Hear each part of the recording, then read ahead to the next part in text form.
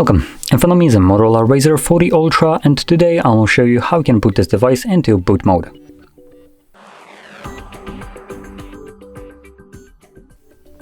So to get started, you want to hold power key and the volume up at the same time, which will bring up your boot options, and here simply select power off. When the device turns off, hold power button and volume down at the same time. And as you can see, this automatically takes us to boot mode.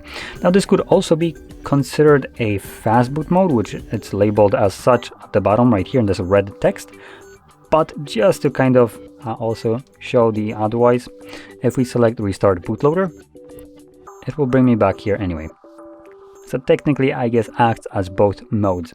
Now, to quickly go into it, we have several options that we can access from here. By default, the first one will be start, which you confirm using the power button, but you can cycle through different options by using the volume buttons, either up or down.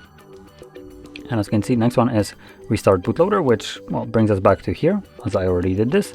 We have recovery mode, which takes us to recovery mode, power off, we have bootloader logs, barcodes, and we're back to start. So I'm going to confirm it, because this is a way of getting back to your Android.